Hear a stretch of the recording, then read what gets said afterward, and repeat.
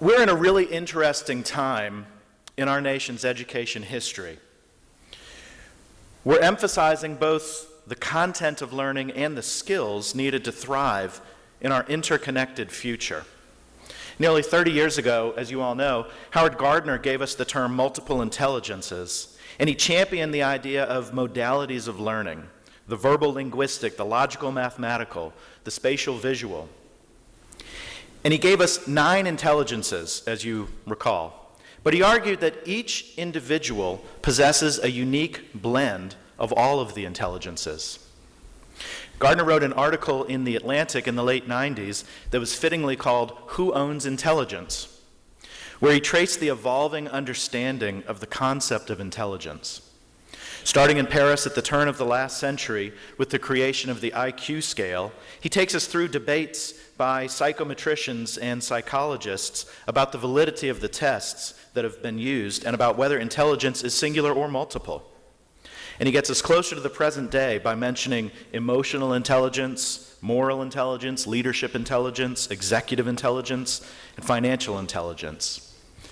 Gardner says, owing to the accidents of heredity, environment, and their interactions, no two of us exhibit the same intelligences in precisely the same proportions.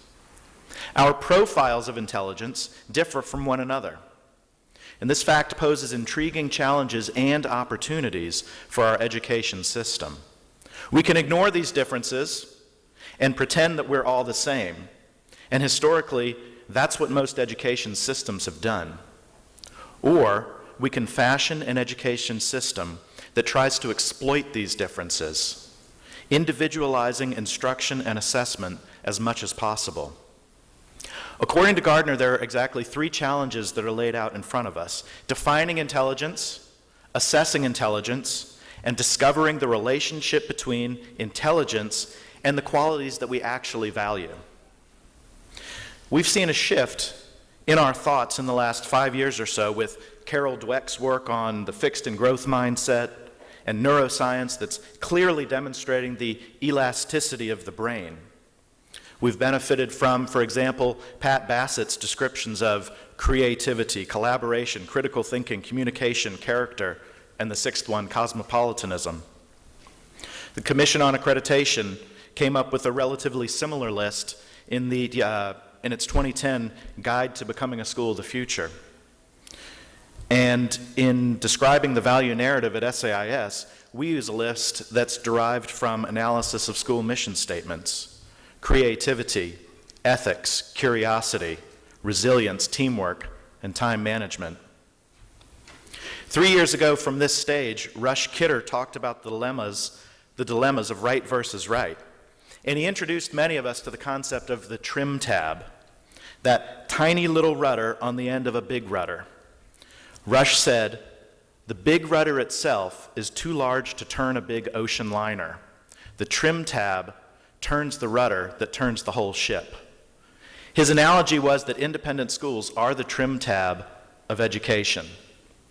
Innovation in the 21st century comes from us, he said. He was thinking about pedagogy and facilities planning and use of space and interconnectedness.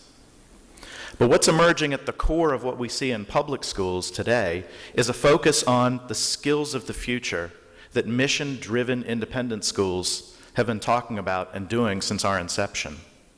So if imitation really is the highest form of flattery, then perhaps we should feel very flattered to see our colleagues in public and in charter trying to imitate and replicate what we do so very well.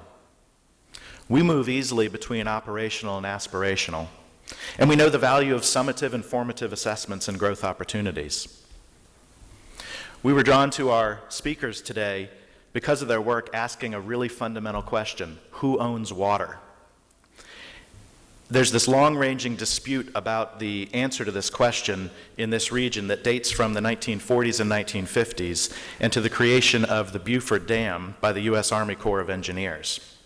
At the time, the controversy was led on one side by Mayor of Atlanta William Hartsfield, the same Hartsfield after whom the airport is named, and on the other side by then Congressman Gerald Ford of Michigan, the same Gerald Ford who later went on to be president. The question that surfaced then is still with us today. Who owns water? Lake Lanier, Lake Allatoona, the Apalachicola, Chattahoochee, Flint River Basin, and the Alabama Coosa-Tallapoosa Basin all provide water to municipalities, businesses, and residents throughout 3 states, each of which have their own claim on the water. Our speakers floated the length of the waterway, capturing vignettes and stories of the people directly impacted by the water wars. The problem that's encapsulated in Who Owns Water, the problems that are encapsulated are multivariate and will require multivariate solutions. The long-term answers to these problems will require creativity, ethics, curiosity, resilience, patience, and above all, collaboration. If independent education is the trim tab of all education in this country, then perhaps the methods at arriving at solutions will be the trim tab of how we engage with each other and focus on listening to each other's stories. I've introduced the topic and put it into context from an educational point of view, but I'm going to invite someone else to come up to introduce our speakers directly. I'm going to ask Fred Asaf to come up. Fred's a member of the SAIS Board of Trustees and head of school at Pace Academy, of which our speakers are graduates. I've known Fred and his family for quite a while, since they came to Atlanta. We share a passion for lacrosse, and I had an opportunity to coach against one of his youngest sons. He's got 5 boys, to coach against one of his youngest sons. And then later on, after I retired from coaching and moved on to refereeing, had an opportunity to call some games that one of his other sons was playing in. And I have since apologized to his wife for the number of penalties we called on his particular son who was playing. His son was eager, I think is the word that comes to mind. But he's a young man with a wonderful roguish streak, I'd say, which is a characteristic we might encourage from all of our students. Being a healthy risk taker, being an early adopter, and being a hard worker, because it's all about passion. Playing with passion, learning with passion, and living with passion. And I do think the Who Owns Water project and the Hansons have a lot of passion, and I'm really excited SAIS is able to present it to you. Fred?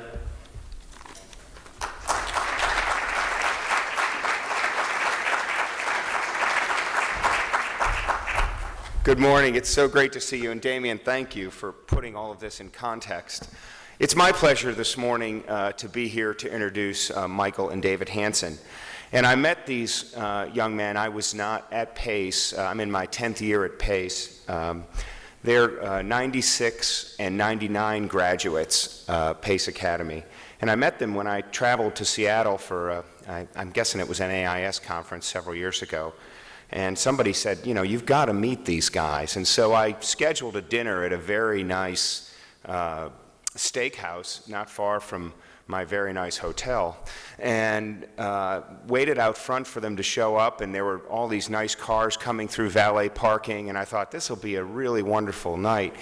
And then the next thing you know, up pull these 2 guys on bicycles into valet parking. And it was at that moment that I knew I was going to love these guys. They rode their bikes to dinner, and they'd said they'd never eaten at a steakhouse this nice, and we became fast friends. And then I learned a little bit about what they do, and to put it in context, and I think Damien has set a wonderful stage, these are 2 young men who, if you ask the faculty at Pace Academy what they would end up doing, they would not tell you this. And I mean it because they were the consummate jocks in high school. Both of them played on state championship baseball teams, went on to play college baseball. Michael went on to play for the Atlanta Braves. They were the kinds of guys who walk our halls in all of our schools, and you look at them and you say, you know, this guy's going to be a stockbroker, or they're going to be an incredible business mind. They're going to be a real go-getter. And in fact, they've taken that passion in a totally different tact. And the funny story I have is last year we had them come speak at Pace about their water project. And actually it was, David was there speaking. And he gave this wonderful presentation about what he does now. And following, I got a call the next day from one of our parents who said, Fred, my son came home and he told me he wants to grow up to be a freelancer. That's not exactly what I'm paying $25,000 a year for. And I said, perfect. So it has been an amazing moment to get them involved with our students. They'll be back again tomorrow to present to the students. We have a global leadership program and that we've been kicked off this year, and we're doing an annual theme, and it turns out our annual theme is water, inspired by these young men and their work. And we've had speakers all year and activities, K through 12, that center around water. So they'll be back again tomorrow to talk about that to our high school students. So it's my pleasure now to introduce Michael and David Hanson, proud sons of Pace Academy. Thank you.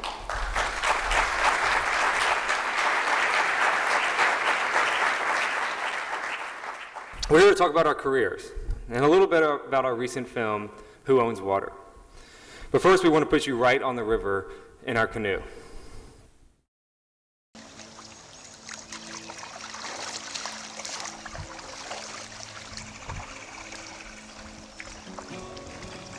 The river eases up onto the flat coastal plain. If this storm's for real, it'll hammer Michael first.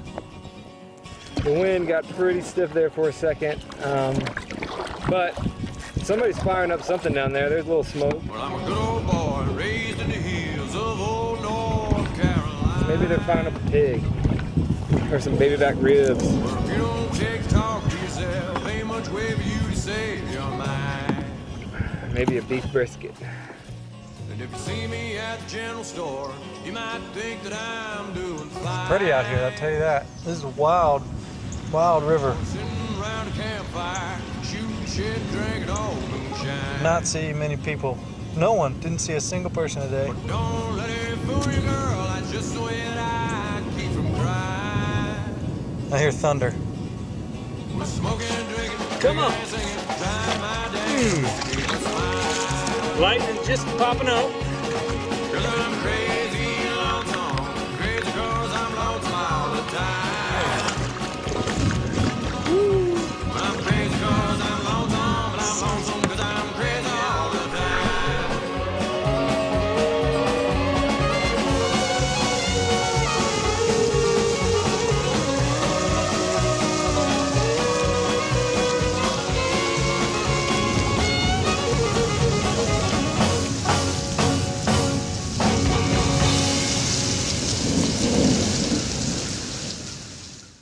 Thanks. That's one of the scenes from our film. Why were we in the middle of a southern river with a large thunderstorm approaching? It actually turned out to be a tornado right after it passed me over on the Chattahoochee. That night, we both slept under overpasses. Cold, damp, alone, but comfortable. We have nice tents. And if you'd asked me 20 years ago, or 15 years ago, or maybe even 10 years ago, I would have never expected to be there. That wasn't part of my trajectory. Dave and I went to Pace Academy here in Atlanta. We grew up just a few miles from right here. Our childhood was like any other. We played sports, baseball, basketball, soccer. We went to Christ the King Church. We were both altar boys. We both went to Washington and Lee University in Virginia. It's a popular choice for Atlanta students. We played baseball together. Business and economic majors are the most likely option, where Wall Street firms come to interview on campus. In fact, a path to the finance world is pretty clear after graduating from W&L. But paddling, 2 weeks alone down a slow, muddy river, telling a story of conservation, of people, and landscape, that wasn't a clear path. So how did we get there? First, I want to acknowledge why we're speaking with you today. I'm Michael, and that's David, and we both live in Seattle now. And we've taken a slightly less traveled path and hope our stories can paint a picture of a career outside the norm. Perhaps this will be applicable to students in your own schools. I retired for the first time when I was 23. I struggled with sliders and curveballs, fastballs, changeups. Pretty much anything indicative of my 200 batting average in my last season. And I decided I would start my next career. On my last day with the Atlanta Braves, I was walking through the outfield with the director of player development, Dayton Moore, who's now the GM of the Kansas City Royals. I asked him what he thought my future was. He knew I'd been photographing life behind the scenes and asked if that's what I wanted to do next. And if so, he suggested I start that transition. I agreed, mostly because it's not a good sign when your boss tells you to start your next career. You see, I've been photographing life behind the scenes. You take 25 guys on a team, half of whom don't speak English very well. The majority of them have a big old pile of money from their signing bonus. I was in the minority in that category. And you put them in small towns throughout the South with very little to no supervision. This is a story, and it's a good story, and I was in the middle of it. Because I could keep up on the field, I had access to it off. I had access to a life off the field. I wanted to tell that story. The last year of my career, the scale tipped the other way, where for 20 years, all I wanted to do was play professional baseball. Everything I did revolved around that goal. Now, all of a sudden, I felt that same energy and motivation, but it wasn't about a sport, it was about an art. So off I went to Birmingham, Alabama to begin photography. My first assignment took me to Puerto Rico for Coastal Living magazine. My job was to take a portrait, one picture, of two really attractive people on a beach, two surfers. That should take 1 to 2 rolls, maybe half a day. 4 days later and 40 rolls later, I had thoroughly worn out my welcome. I came back to Birmingham, and they picked one image, and I was hooked. I get to travel, meet people, see foreign countries? Yes, sign me up again.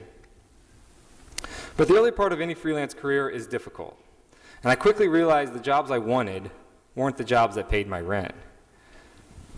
And I photographed anything and everything, including David, right after he got his wisdom teeth removed, in a very, very bad mood. Or when David's ex-girlfriend was mad at him. Or my mom, reluctantly, before she went to dinner. I photographed a dentist and his assistants, a barbecue sandwich. You photograph a lot of barbecue when you're a freelancer in the South. This is all Pulitzer Prize winning stuff, I know. I shot flowers and napkin rings, kitchens, headboards, dogs, and Christmas cards. But like my baseball career, I stayed focused, and better assignments were going to come down the road. Outside Magazine sent me to southern Chile to photograph a proposed dam on the Rio Baker and the people it would affect. I met locals who let me sleep in their yards. I traveled dirt roads and met many people along the river, all of whom opposed the construction. Decades ago, the Pinochet regime took control of the rivers and actually owned the water. They sold that to a Spanish entity years later, and the privatization of water is a dangerous concept, and one that our local river stewards here in Georgia are fighting to this day. Back in Chile, local villages banded together, and with a few key partners, they were able to defeat the dam and keep the longest free-flowing river in Chile dam-free. I started to see the power of storytelling and my role in collective efforts to make positive changes. Outside later sent me to Alaska, where I photographed a blind man who harvests glacier ice in remote bays from his boat and uses that ice as the main water source in the distillery's vodka. After spending a day on the boat in freezing March temperatures, Scott, my blind subject, invited me to the distillery to see where the ice melts. As I was photographing a 2-ton block, it slid and hit me in the face. Luckily, I was photographing the owner of the distillery, who also happened to be the top surgeon in all of Alaska. You can see the blood running down my face on my left eye. She and I had a quick visit to the ER, and with a fresh concussion and some stitches, I was back at the distillery by dusk. After spending some time at the local bar, I think it's mandatory on a distillery assignment, and well after midnight that night, Scott led me on snowmobiles through thick trees and over thinly covered lakes, the same lake where he fell in the week before with his nephew. We were in search of the northern lights. Here I was, 1 a.m., in the middle of a frozen lake, looking up at an empty sky with a headache and a bandage on my face. I remember thinking, what a wild day this was, and how much I loved it. We didn't see the northern lights that night, but it didn't matter. I went to Ohio for an assignment and find myself with 5 open days, and it's a part of the country that I've not spent much time, and I wanted to see the rural side, not just the Cleveland suburb and the Motel 6. I spent a few days with the Rick Santorum political campaign, which was fascinating in itself, but then stumbled upon a horse auction in a predominantly Amish town. This was the holy grail of photos for me. A big, century-old barn with animals running around, all amongst a group of people that do not like photography. It was a challenge, and I'm drawn to this type of challenge. I spent 3 days in that town, and I've traveled back once since. I found an island of a community, with technology dominating almost every aspect of our lives. Here I was, in the middle of Ohio, in the middle of the United States, sleeping in a house that didn't have a phone or electricity. How have these people avoided the technology progression? How can they remain so committed to their religion and their way of life? My curiosity for the Amish became one of my biggest projects. And just last month, I was in Maine visiting a man who had recently been excommunicated from the church. He lost his faith, and he lost his family. His wife moved with their 5 children to Pennsylvania, where they joined another Amish community. He lives in his workshop, with 1 foot in the Amish world and 1 foot in the modern world. That night in Maine, I thought, what am I doing here? Why am I sleeping on a 100-year-old rope bed with no mattress? These questions pop up often in my head, a lot when your back hurts and you can't sleep, it's 3 a.m. But the world is too complicated, and it's too great, and there are too many stories to not see it. While some photographers spend their careers photographing fashion, wildlife, landscapes, or conflicts, I learned early that I like meeting people and finding human stories, struggles, or successes. When a dam is proposed, I want to learn about the human impact as well as the environmental risk. I like listening while sitting around the dinner table or while camping in the remote village. The act of making these images takes a conversation. A portrait is obvious. You see what I see and what the camera sees at that moment. But there's an interaction before and after the photo that the photo doesn't show, that I know, and that interaction and that education is addicting. Sometimes I struggle like that night in Maine. I have a comfortable house and a girlfriend in Seattle, friends, family, my bike, mountains and rivers, things I love. But I know the lack of comfort is part of the process. It's part of my ongoing understanding of the world. And as many photographers will admit, a little suffering, or sometimes a lot of suffering, is easy when a good set of images is at stake. The sun comes up, and I feel better. We move the chickens with the horses at daybreak, and I capture Kenneth as the light comes over the grass. This is where I want to be. But there's always one story that's lingered in my head. Some of my closest friends when playing baseball were from the Dominican Republic. There is no other country in the world outside the U.S. that produces so many Major League Baseball players. I decided to go back and see the source of this baseball talent. I drove for 2 weeks and stopped at almost every street corner game. This is one story that wasn't difficult. I speak Spanish, and I speak baseball. I watched young kids, teenagers, play in the city, rural areas, as well as many of the Major League Baseball academies. I found Ramel Flores, a young 16-year-old shortstop and a top prospect. He lived in the village off the highway in a 1-bedroom home with his mother and brother. Their kitchen was a faucet in the backyard. The tin roof leaked. But Ramel was talented, and he signed with the Boston Red Sox for $900,000 tax-free dollars. He immediately entered the Red Sox Dominican Academy and began what he hopes is a long career towards the U.S. in the big leagues. I went back to visit Ramel a year later, His family had moved into a new home, a large home in the big city. He drove a new car. Life had shifted for Ramel and his family. He is now in the U.S., and I will be visiting spring training in March. This story connected my passions. It made the circle complete. I started photography while playing baseball, and now I'm back in the baseball world, this time with a camera instead of a glove.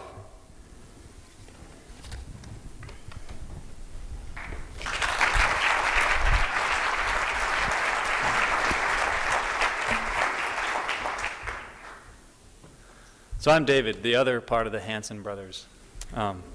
Mike and I have been working independently, most of the time independently, but also together for almost a decade now.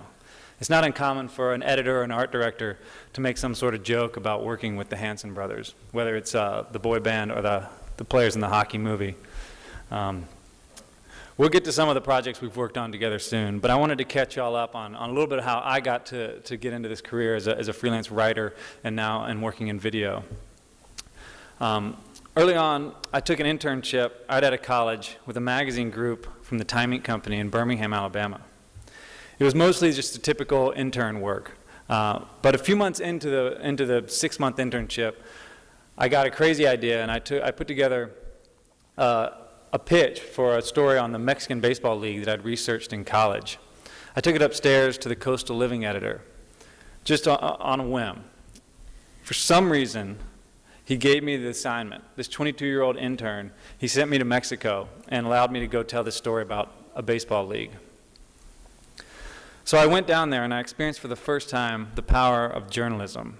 I'm not talking about serious journalism, Woodward and Bernstein kind of stuff, but journalism in the sense that going to a place with a pen and a pad and maybe a camera and asking questions and wanting to get a story about people's lives and their livelihoods. I got to drink tequila with the owners. I got to hang out in the dugout with the players. Again, like Michael said, I was hooked. This was a career. This was a job that could take me around the world, and I wanted to dig in as far as I could. A few months later, that internship ended. I wasn't ready to settle into a cozy position as an assistant editor in an office. I felt young, and I wanted to get out and experience more. An early mentor of mine told me that I should look at my career as a pyramid, that I could spread out and build a diverse foundation of skills, especially in the beginning, and that I would hopefully slowly focus those skills up toward a pyramid that would be more shaped and focused by the end. So I took that advice. And for some reason, the West was calling. I wanted to learn mountain and wilderness skills. I wanted to challenge myself, but also build a toolkit that I figured could help me later on in whatever work I got involved in. I'm not sure where this curiosity for mountains and big landscapes came from. As Fred mentioned, I doubt my high school teachers would have guessed it. I was a quiet student, and I just wanted to play baseball in high school. But something at Pace planted a seed, and a desire to get out and know more, to experience more and see as much of the world as possible. I imagine that has to be one of the toughest parts for you all as educators, working in secondary schools. You rarely see that payoff of your lessons since they sink into the students later, often as adults. I spent 3 years working out west. I had jobs in outdoor education and with guiding in wilderness areas like the Boundary Waters and Olympic National Park in Yosemite. I got to explore mountains and rivers and learn the skills I needed to get into exciting, challenging environments. Along the way, I was keeping up with some magazines and I was pitching some freelance stories and keeping my foot in that world. Eventually, a job came open back in Birmingham with a magazine, and I moved back to be a travel editor. I moved back to Alabama on a mission. I wanted to take advantage of this job and its opportunity to see America and write about it. In my first year with the magazine, I had one of those aha moments. I think we've all had them, and they kind of are those steps in our career that really kind of fast forward things and get us, open up the imagination to ways that we never would have expected. This was on an assignment in South Dakota. I've always preferred traveling with a very flexible agenda. I would say no reservations, but Anthony Bourdain already took that, so I probably shouldn't be using that term. This night was no different. I was in the middle of nowhere. I'd flown into the airport, and I was driving in to check out the Badlands National Park. As the desert night grew really dark, I stopped at the only building for miles.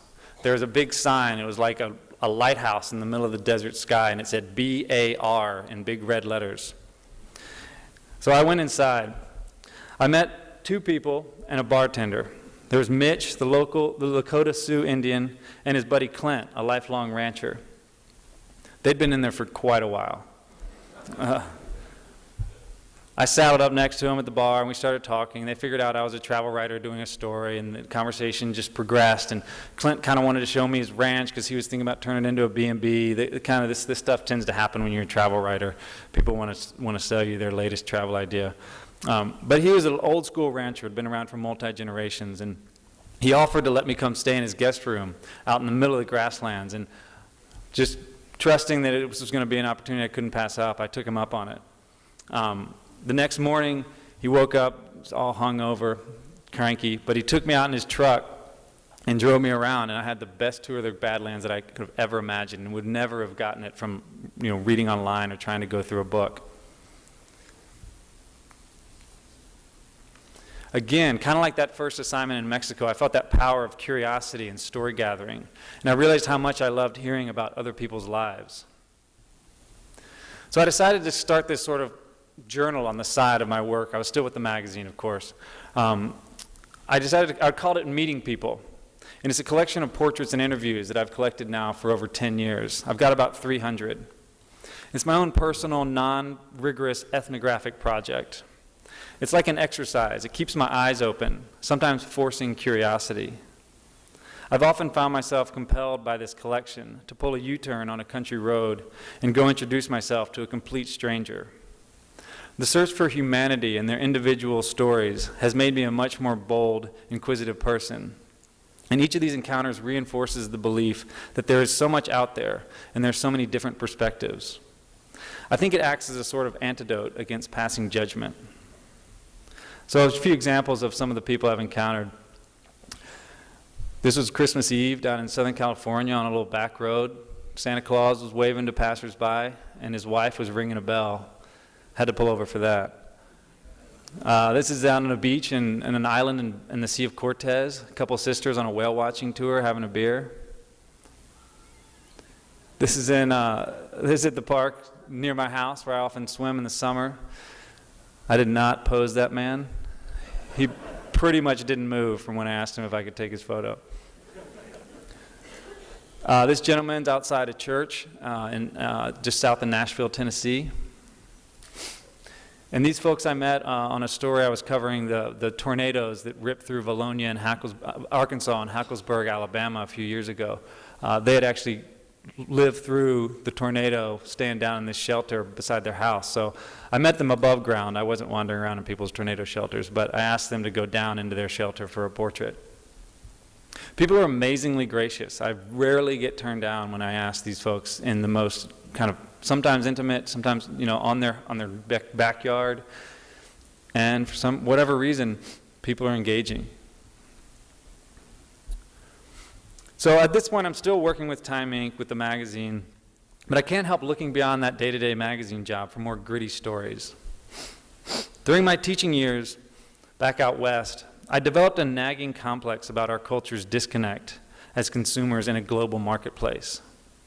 I first became aware of this while working with students in Yosemite.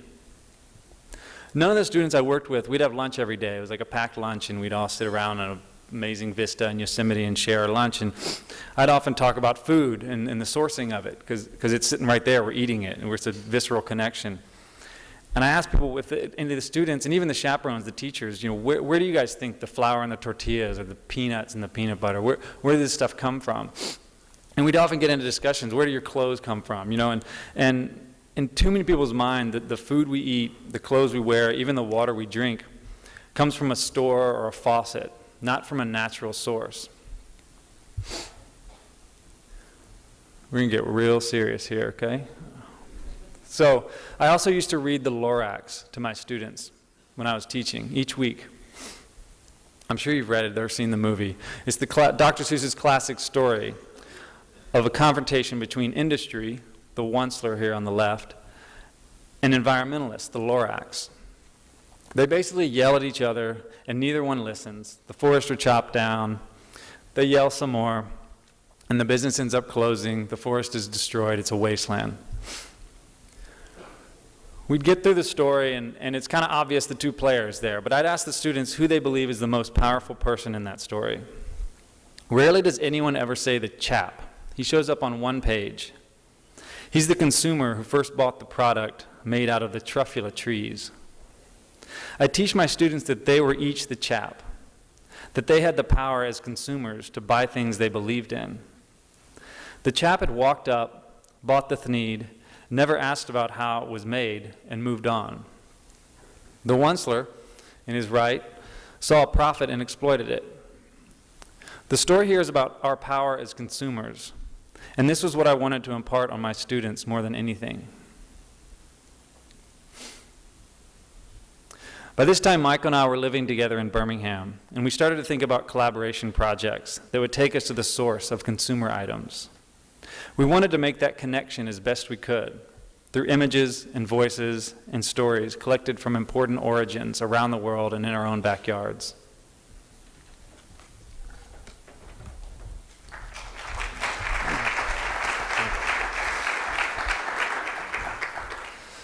So the first one we decided to look at was gold. We see it everywhere. Maybe as jewelry, tooth filling. My mom's not real happy. I'm showing her picture right now. We found a story about a mine in South America, and I never turned down a trip to South America. We traveled to northern Chile and up to 17,000 feet, where a controversial gold mine was being proposed. The company, Barrick Gold out of Canada, wanted to relocate a glacier. Now I'll repeat that, relocate a glacier.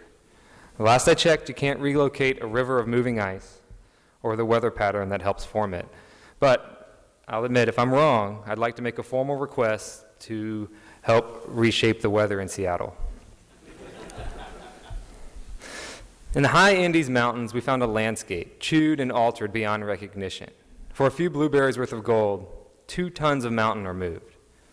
Cyanide and other toxic chemicals are stored in retention ponds at the crest of a watershed. The environmental and social impacts of this mine are immense. But unfortunately today the mine continues, and the threat to the local villages and to the water supply remain real. We started to look for these source stories in our own backyard, and the most obvious for us was paper. We didn't have to travel far to the Olympic Peninsula and found big trees and foggy forest and mills and truck drivers and clear cuts. Do I view this paper a little differently now? Whether it's a farm in Georgia or California or Washington, my understanding of the process is better. And every morning I wake to a cup of coffee like many of us in this room. You have time to think when the water is boiling. In 2009, we began to wonder where those beans came from. Who picked them? Who washed them?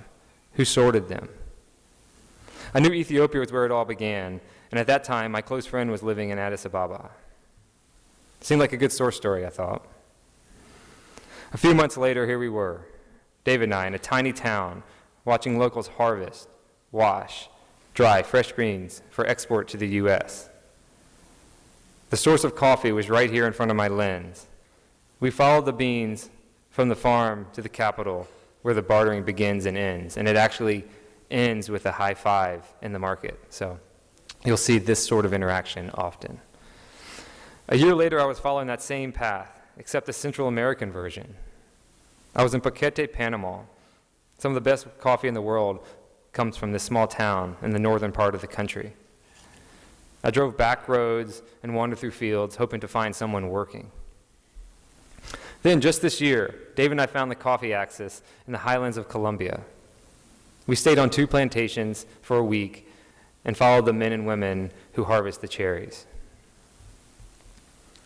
When we returned to Seattle after all these trips, we met with Starbucks, just a little mom-and-pop shop in Seattle. They were interested in the images and ended up taking almost 100 from Ethiopia, Panama, and Colombia. Now if you go into many Starbucks around the world, including the one right next door where we stopped this morning, you'll see these photos. For us, our focus on the source of a consumer item had finally paid off. We were telling a story, an authentic story, where consumers see where the products originate. Who is it that's harvesting the cherry, washing the bean? What does the landscape look like? What does their home feel like? We've always believed that a more informed consumer is a better consumer. And this type of travel is more fun. It has a purpose. Hopefully, in the next few months, we'll be seeing the third and final chapter of the major source of coffee in Sumatra, Indonesia. My last story takes me to the south. There's a small town on the panhandle of Florida named Apalachicola. Boats chug slowly along the shore. It's an oystering and fishing town, with some tourism too. And 90% of Florida's and 10% of the U.S. oysters come from this town. It's a simple industry, where handmade boats, driven by local men and women, putter out to a shallow bay, where handmade tongs rake the bivalves.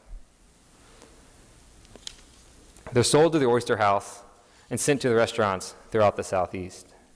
It's honest and it's tasty. And when I slurp down an oyster, the bay comes to mind.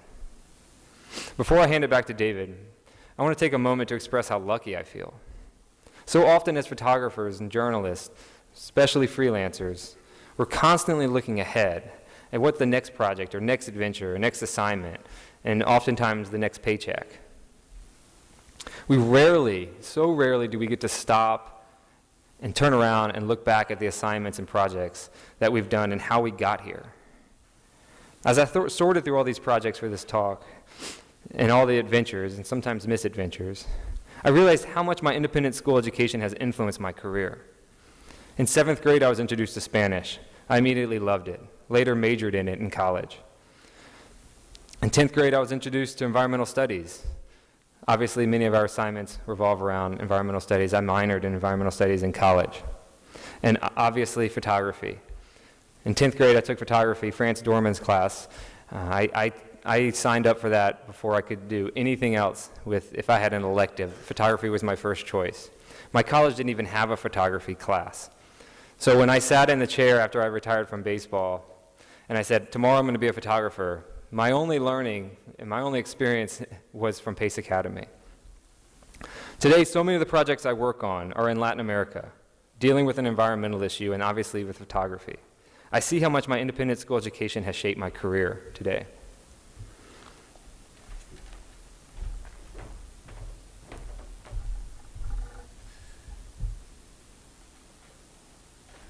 Issues. So one part of being a storyteller that I didn't anticipate when I started down this path is the way it has shaped my view of the world around me.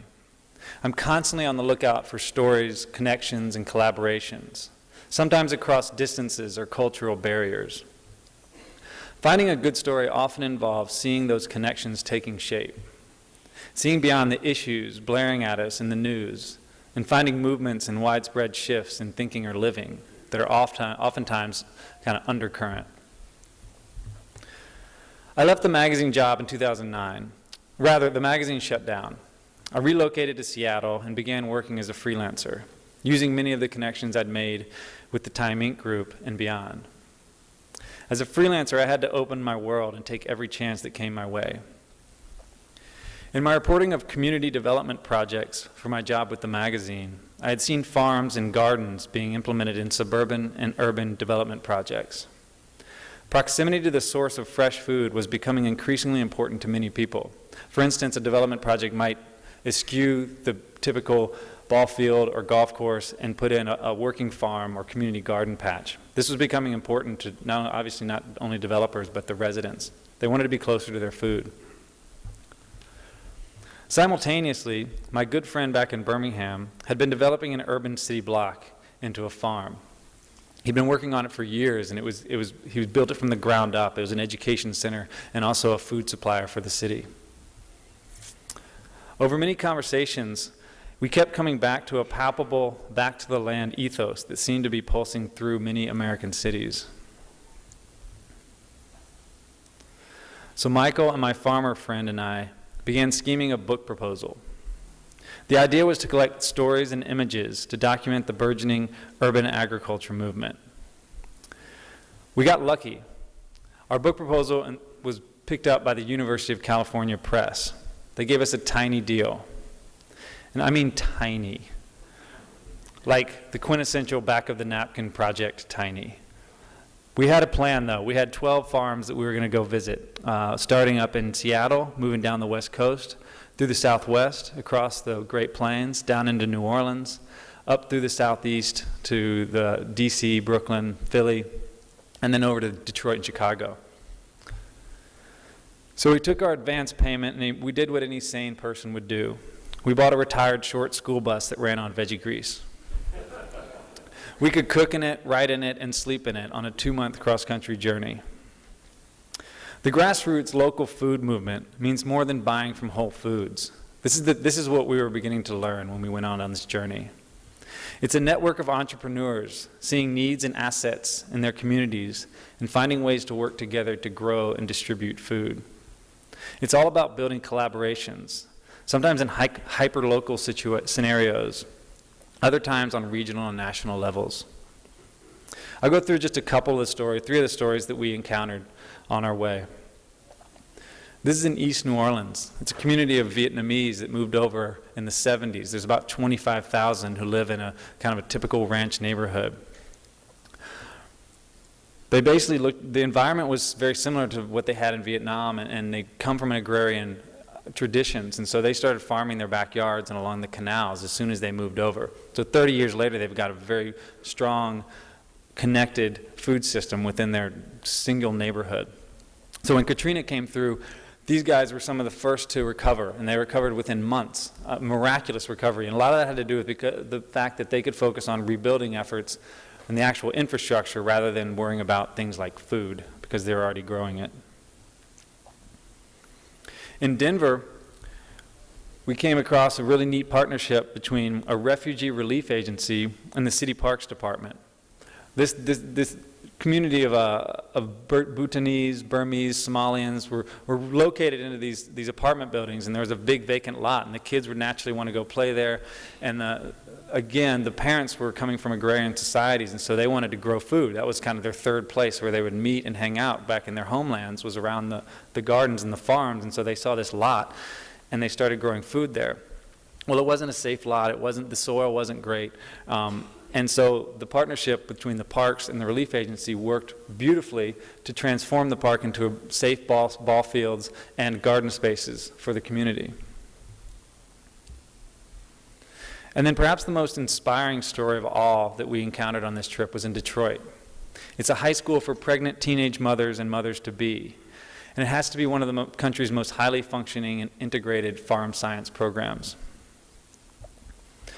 The girls spend part of their science time in the classroom and part of it caring for livestock and vegetables in the schoolyard's converted urban farm. This was in inner city Detroit, remember? And these were girls who had been discarded largely from other schools and even sometimes from their family and friends. The program was the result of an open-minded administration and one science teacher's dream of using goats, ducks, and vegetables to teach science and life lessons to these young women who had too many life burdens at too young of an age. It showed me that there was so much possibility for good, even with just one idea from one teacher. Our urban farm book tour, which is called Breaking Through Concrete, was a success, but it wasn't easy. Our school bus left us stranded beside the highway on numerous occasions. But we ended up with a real-life book that captured an important movement.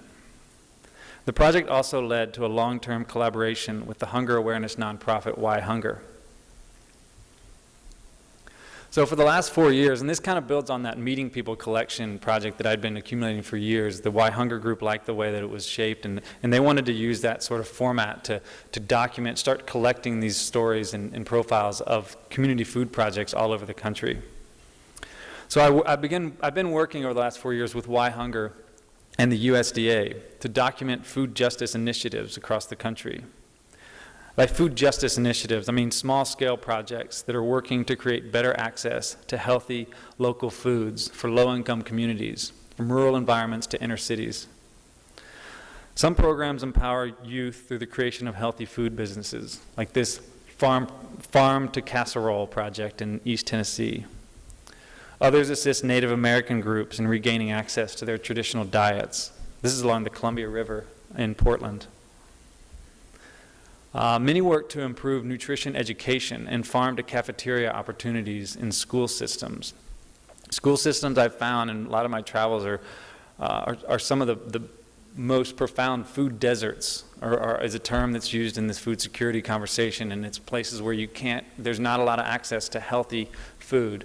And think about it, in a school, the kids, that's oftentimes their only option, and the way that the system's set up, it's really easy to serve not very nutritious food to our students. So I'm sure it's different in independent schools in a lot of cases, but there's a lot of great work going on to connect farms with schools on an institutional basis that helps both the farmer and the school. This is in Boulder, Montana, a very rural school district. And some projects, like this is in Maine, in rural Maine, and they're rehabbing this old schoolhouse into a countywide food hub that will connect farmers and consumers. So these food stories are endlessly inspiring. They prove that small steps can add up with a little assistance and a commitment to developing ideas and expertise within a community. Speaking of food, remember those Apalachicola oysters? In 2013, I began to look back at my hometown and the Chattahoochee River that connects Atlanta to the Gulf of Mexico and those oyster fishermen in Apalachicola Bay. The Chattahoochee River, by the way, is like a mile or two from here. You probably pass it if you're on the highway. I'd been down the river years before, and I'd met a few people deep in the watershed. I was fascinated by the way they lived so intimately with their backyard waterway. It was such a different relationship with the natural world than the one I knew growing up in Atlanta. I wanted to explore that deep south connection to landscape and culture. And I was also beginning to learn about the water wars. The water wars is a battle for fresh water among 3 states, Georgia, Alabama, and Florida. And Damien introduced it very well. That's what our film is about, so we're gonna see that. But I'm gonna kind of talk a little more about some things that don't get incorporated into the film. The Chattahoochee, Flint, and Apalachicola rivers flow from North Georgia to the Gulf of Mexico. They travel through an all-American mix of uses. The big city of Atlanta at the top of the watershed, power and paper industries in the middle, and heavy agricultural use toward the bottom. At the very end, the river's fresh water feeds Apalachicola Bay, one of the most important marine estuaries in the country. The watershed has gone through some serious scares. In the 2007 and again 2012 to 2013 droughts, the city of Atlanta nearly ran out of water.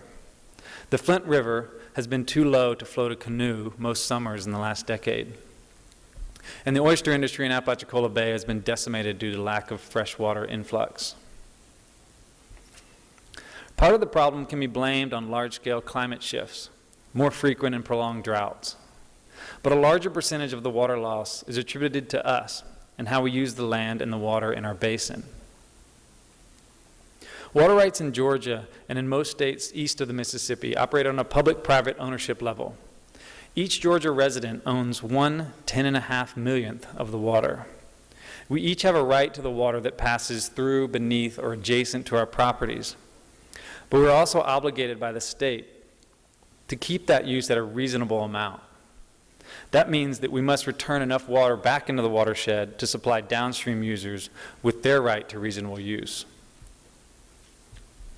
It's an ambiguous definition of water rights, but it's better than the alternative, which is what the West uses, which is a privatized version, first come, first serve, essentially. Our use, the reasonable form, can be equitable and manageable as long as the stakeholders work together and agree on terms and limits. As water becomes more scarce and more valuable, the water rights issue between the states sharing this river becomes the ultimate test in listening and collaboration. The water wars topic is not as hot as ISIS or Ebola, and it doesn't get pounded into political ads like jobs and budget deficits. But it still gets press, and it's been tangled in court battles for years. Currently, the state of Florida is suing Georgia in the Supreme Court. This suit has basically ground tri-state water wars discussions to a halt, shelving important scientific studies in the meantime. With so much legal wrangling and newspaper headline slogans painting a bleak, superficial picture of the situation, Michael and I looked at the watershed and decided to make a film of a paddle through it. We set out to tell a story that would celebrate the rivers and the people who know them best. We're going to show you all the trailer here to the film, and then I'll finish up after that. This is me, throwing my pacifier into the hooch at age 3. I have to admit, like most of Atlanta, I didn't pay much attention to the Chattahoochee River growing up. It was just a slow, muddy river I crossed on the way to school. This is me, 30 years later. Our childhood river is now one of the country's most threatened. 3 states are bogged down in a decades-old legal and political battle over rights to use the water. So my brother and I paddled canoes down the whole watershed, from North Georgia to the Gulf of Mexico. We'd read the headlines and watched the news reports, but we wanted to move at the river speed and meet its people. Maybe there was more to this story. Water wars. Let me have a whiskey, I'll tell you something different. Everybody's got problems, but when there's no food, you only got one problem. If you cut the water off that goes and feeds that bait, you're gonna kill the whole friggin' ocean. Without the fresh water, my family's oyster bars and that end of the bay is gonna be one of the first to go, so it's just a scary thought. We have got to have water if we're gonna survive in agriculture. We don't care if Atlanta has any water as long as this one's clean up here. That's all they're entitled to. The rest of it's ours. That's just the way it is. The Chattahoochee River system is ground zero for how we're going to deal with water in the future. Industry, agriculture, development. It seemed everyone had a claim to the water. We kept coming back to the same question. This is kind of weird. 'Cause I'm crazy lonesome, crazy 'cause I smile all the time. But I'm crazy 'cause I'm lonesome, but I'm lonesome 'cause I'm crazy all the time. Light is just popping up. Tipped in that rapid there. We went over, had too much water in the front. Fuck, it's cold. Man, that's why I like it. You don't have to make it, it's easy. This is the easiest thing in the world right here. You just hop on a river, take it where it's going. We live in our own little world. I'm worried about the river down here. And I heard some of my friends say, well, to hell with Atlanta, to hell with the Lake Lanier. That's not the way to do it. You know, you gotta have it all.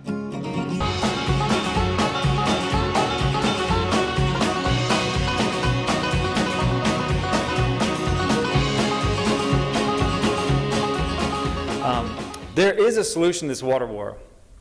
It's been happening for years. It began when a coalition of stakeholders who normally wouldn't talk to each other began talking to each other. These were industry folks, developers, environmentalists, fishermen, community leaders, and they began meeting and getting to know one another on an individual basis. The coalition is called the Apalachicola Chattahoochee Flint Stakeholders, and it is crossing old entrenched lines to come to a solution. The members are cordial to one another. They know about each other's kids and grandkids and their favorite sports teams. It's not the Lorax and the Onceler yelling from their bully pulpits. Human connections matter, and they break down barriers. If the courts can let the discussions continue, there's a good chance that old-fashioned individual collaboration will work to spread the water around. An amazing thing about rivers is how they unite us across state and county borders and socioeconomic lines. The Chattahoochee, Flint, and Apalachicola rivers connect students in Atlanta with students in Columbus, Eufaula, Albany, Weewahitchka, Apalachicola. Every student connects with water every day. Plus, water is fun. Most of us have fond memories of our lakes and rivers from our childhoods. Water is going to be the story of this century. It comes from our backyards, where real issues are happening that affect all the students in the watershed. If we can get students to see these issues on an individual human level, then they not only become more real and more interesting, but they also become more solvable. We know that educators are always looking for that hook, that connection that brings the students out of the classroom and into a real-life situation where, so often, the real learning happens. We hope our stories inspire you to find opportunities to bring your students out into the world around them. The backyard is accessible and it can be transformative. I greatly admire your commitment to education. I encourage you to continue to look for ways to bridge the gap between the valuable lessons you provide to students in the classroom and the humanity present around all of us. Thank you, and we hope some of you will be able to enjoy our film in the breakout session.